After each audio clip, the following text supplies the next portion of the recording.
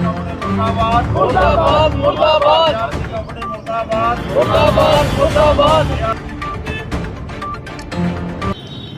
ਅੱਜ ਦਾ ਜਿਹੜਾ ਸਾਡਾ ਧਰਨਾ ਸੀਗਾ ਇਹ ਬਹੁਤ ਦਿਨਾਂ ਤੋਂ ਅਸੀਂ ਸਰਕਾਰ ਨੂੰ ਕਦੇ ਐਪਲੀਕੇਸ਼ਨਾਂ ਮੈਮੋਰੈਂਡਮ ਦੇ ਰਹੇ ਸੀ ਜੋ ਭਾਰਤਮਾਲਾ ਨਾਮ ਦੇ ਉੱਤੇ ਸੜਕ ਜੋ ਇੱਥੇ ਕੱਢ ਰਹੇ ਹੈ 9 ਪਿੰਡਾਂ ਦੀ, ਉਹ 9 ਪਿੰਡਾਂ ਦੇ ਵਿੱਚੋਂ ਟੋਟਲ ਦੇ ਵਿੱਚ ਅਜੇ ਤੱਕ ਉਹਨਾਂ ਨੇ ਪਹਿਲਾ ਅਵਾਰਡ ਤੋਂ ਬਾਅਦ ਕੋਈ ਅਵਾਰਡ ਨਹੀਂ ਦਿੱਤਾ।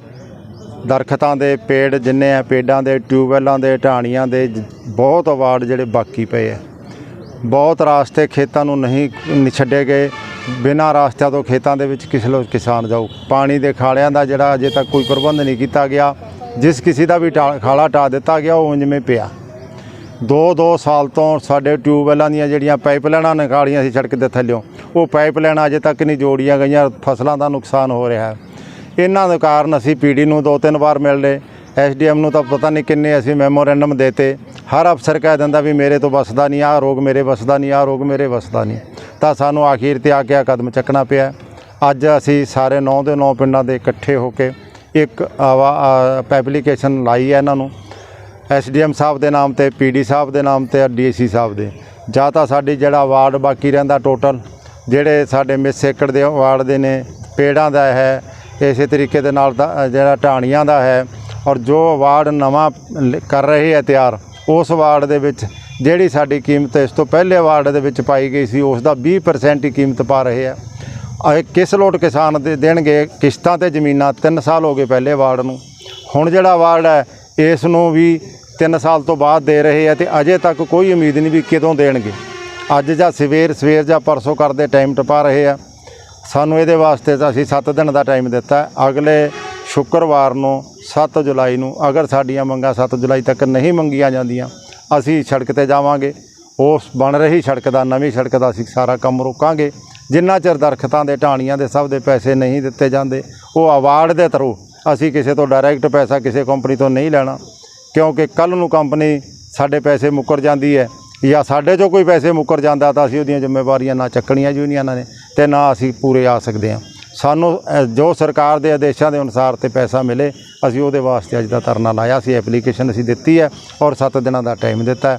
7 ਦਿਨਾਂ ਨੂੰ ਅਸੀਂ ਅਪੀਲ ਕਰਦੇ ਹਾਂ ਸਾਰੇ ਸਾਥੀ ਤਿਆਰ ਰਹਿਣ। ਮੰਗਲਵਾਰ ਤੱਕ ਅਸੀਂ ਐਸਡੀਐਮ ਸਾਹਿਬ ਨੂੰ ਮੌਕਾ ਵੇਖਣ ਦੀ ਅਪੀਲ ਕਰੀ ਹੈ। ਸਾਡੇ ਸਾਰੇ ਜਿੱਥੇ ਡਿਫੈਕਟ ਹੈਗੇ, ਜਿੱਥੇ ਸਾਡੀਆਂ ਤਕਲੀਫ ਹੈ ਉਹ ਮੌਕਾ ਦੇਖੇ। ਅਗਰ ਜੇ ਸਾਡੀਆਂ ਉੱਥੇ ਕੋਈ ਤਕਲੀਫਾਂ ਦੂਰ ਹੁੰਦੀਆਂ ਤਾਂ ਮੌਕੇ 'ਤੇ ਕਰੇ, ਜੇ ਨਹੀਂ ਹੋ ਸਕਦੀਆਂ ਤਾਂ ਸਾਨੂੰ ਜਵਾਬ ਦੇਵੇ ਤਾਂ ਅਸੀਂ ਕੋਰਟ ਤੱਕ ਦਰਵਾਜ਼ਾ ਖੜਕਾਈਏ। ਇੰਨਾ ਕੁਛ ਕਹਿੰਦੇ ਧੰਨਵਾਦ ਹਾਂ। ਸਵਰਨਜੀਤ ਕੌਰ ਜਿਨ੍ਹਾਂ ਦਾ 64 ਲੱਖ ਤੋਂ 14 ਲੱਖ ਕੀਤਾ, ਹੁਣ ਉਹ ਆਪਣਾ ਤੁਹਾਨੂੰ ਬਿਆਨ दें। जनाब, मैं एक तो आपसे रिक्वेस्ट कर रहा हूँ और पत्रकारिता के हिसाब से मैं धन्यवाद भी आपका करता हूँ। आपने बड़ा सहयोग किया 2019 से लेके आज 2023 में लास्ट के अंदर आपने जो संघर्ष किया है हमने भी देखा है, और हमने जो संघर्ष किया है वो आपने सरकार के माध्यम भेजा ज़रूर है। तो मैं ये कह रहा हूँ कि ये जो सरकार के अंदर धांधली है या इस कंपनी के अंदर धांधली है, हमें इनका पता नहीं चलता। हमारे स्ट्रक्चर के अवार्ड नहीं मिले, चाहे वो ट्यूबवेल है, चाहे मकान है, अंडर पाइपलाइन है, या मकान है या पेड़ पौधे, उनका कुछ भी नहीं मिला हमें, नंबर 1। दूसरी बात ये है जी कि इन कंपनी ने, अब इनको पता है भी हमारा काम नज़दीक हो रहा है, हम सिरे पर पहुंच रहे हैं, तो जिन किसानों के मकान थे उन्होंने रात को तोड़े। और जो वृक्ष है, वृक्ष की मैं आपको कहानी सुना रहा हूँ कि मेरे खेत में एक वृक्ष है, उसकी कीमत इन्होंने दे दी मेरे को 5,000। सुन लो ये बात, 5,000 दे दी। और पेड़ कितना है, 7 फुट ऊंचाई है और आधा फुट भी शायद नहीं होगा वो नीचे से पेड़ा, और 5,000 रुपये दिए मेरे को। बड़े शर्म की बात है। अब वो 300 रुपये एक पेड़ के दे रहे हैं, तो ये अंदाज़ा लगाओ आप कि मेरे को 5,000 कैसे दे दिया उन्होंने।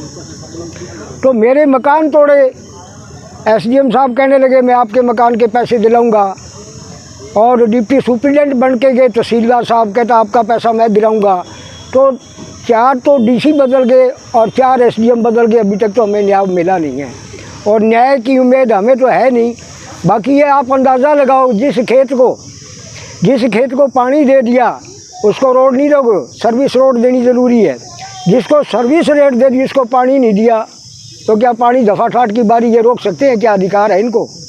तो मैं ये निवेदन कर रहा हूँ, सरकार के आगे भी हम निवेदन कर रहे हैं, प्रार्थना कर रहे हैं कि जितने भी प्रशासन के अधिकारी हैं हमारी बात को सुने और सुन करके हमारी समस्याओं का हल जल्दी से जल्दी करे, वरना जी ये रूप दोबारा कोई और ख़तरनाक हो जाएगा। ਅਸੀਂ ਸਾਰੇ ਪ੍ਰਦਰਸ਼ਨਕਾਰੀ 9 ਪਿੰਡਾਂ ਦੇ ਇਕੱਠੇ ਹੋਏ ਅੱਜ ਇੱਥੇ ਦੁਬਾਰਾ ਫਿਰ ਇਹ ਮਜਬੂਰਨ ਇੱਥੇ ਆਉਣਾ ਪਿਆ ਇੱਥੇ, ਕਿਉਂਕਿ ਜੋ ਸਾਡੇ ਖੇਤਾਂ ਨੂੰ ਰਾਸਤੇ ਜਾ ਰਹੇ ਹੈ ਉਹ ਰਾਸਤਿਆਂ ਦਾ ਕੋਈ ਜੋ ਸਿਸਟਮ ਤੋਂ ਬਾਹਰ ਹੈ, ਬਿਉਂਤਬੰਦੀ ਤੋਂ ਬਾਹਰ ਹੈ, ਔਰ ਜੋ ਰਾਸਤੇ ਛੱਡੇ ਗਏ ਹਨ ਉਹਨਾਂ ਦੇ ਦੀਵਾਰਾਂ ਨਿਕਲ ਕੱਢਦੀਆਂ। ਪਹਿਲਾਂ ਪ੍ਰੋਵੀਜ਼ਨ ਇਹ ਦਿੱਤਾ ਗਿਆ ਵੀ 5 ਏਕੜ ਤੋਂ ਬਾਅਦ ਅਸੀਂ ਖੇਤਾਂ ਨੂੰ ਰਸਤਾ ਦੇਵਾਂਗੇ, ਲੇਕਿਨ ਹੁਣ ਤੁਸੀਂ ਜਾ ਕੇ ਦੇਖੋਗੇ शायद ही कितने रास्ता है, नहीं तो लंबियां दीवारां खिंच दित्तियां गईयां और दीवार तो बाद रास्ता लोग अपनी मिट्टी पा के बड़ी मुश्किलों नाल खेतां जाते हैं।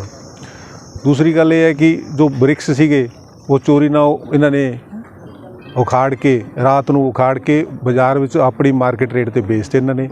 हुण असीं जदों मुआवजा मंगदे हैं तो यह कहते हैं भी एक पेड़ का तुसीं 100 रुपए 150 रुपए 300 रुपये तुसां मुआवजा बनता तुहाडा, तुसीं लै लो। शीशम का पेड़ जो 25 26 30 साल के हैगे उन्हां दी कीमत 2 ਲੱਖ ਤੋਂ ਲੈ ਕੇ 3 ਲੱਖ ਦੀ ਹੁੰਦੀ ਹੈ, ਇਹ 300 ਰੁਪਏ ਪਾਉਂਦੇ ਹਨ। ਇਹ ਕਿੱਥੋਂ ਦਾ ਨਿਆਂ ਹੈਗਾ ਇਹ? ਹੁਣ ਇਹ ਸਾਰੀਆਂ ਸੜਕ ਪੂਰੀ ਹੋਣ ਤੇ ਆ ਰਹੀ ਹੈ ਔਰ ਜੋ 30-280 ਦੇ ਉੱਪਰ ਚਾਈਨਾ ਦੇ ਉੱਪਰ ਪੁਲ ਬਣਿਆ ਸੀ ਅੰਡਰਪਾਸ, ਉਹ ਬੜਾ ਨੀਚੇ ਬਣਾ ਦਿੱਤਾ। ਉਹ ਬਰਸਾਤ ਨਾਲ ਪਾਣੀ ਨਾਲ ਭਰਿਆ ਹੋਇਆ ਹੈ, ਉਹਦੇ ਚਾਰੋਂ ਤਰਫ ਰਸਤਾ ਨਿਕਲਣ ਵਾਸਤੇ ਕੋਈ ਨਹੀਂ ਹੈ ਔਰ ਦੋਨੋਂ ਤਰਫ ਰੈਂਪ ਬਣਾਉਣਾ ਸੀ ਪੱਕਾ, ਜੋ ਇਹਨਾਂ ਨੇ ਜਵਾਨ ਕਰੀ ਸੀ ਉਹ ਪਾਣੀ ਨਿਕਾਸੀ ਵਾਸਤੇ ਕਿਹਾ ਸੀ, ਉਹ ਕੁਛ ਨਹੀਂ ਬਣਾਇਆ ਗਿਆ ਹੈ। ਉਸ ਤੋਂ ਬਾਅਦ जो बिजली का इन्होंने ट्रांसफर करना सी वो विच अधूरा काम पिया अजे तक, मोटरां चल नहीं रही किसी दी अजे तक। तो अज असी सारे इत्थे इसे करके इकट्ठे होए सी भी पीढ़ी नूं असी सार 2 बारी मिले, खुद जाके पर्सनल रिक्वेस्ट करे आए, लेकिन उन्होंने शायद काम ते जून नहीं रहेंगी। हुण असी 1 हफ्ते तो बाद मजबूर होकर फिर सारे 9 पिंडां दे 9 पिंड असी सड़क का बनाउणा काम बंद करांगे और फिर उस तो बाद संघर्ष नूं नवीं रूपरेखा देवांगे। ਜਦੋਂ तक न्याय नहीं मिलता ये मोर्चा दोबारे शुरू करना पऊगा। बहुत बहुत धन्यवाद।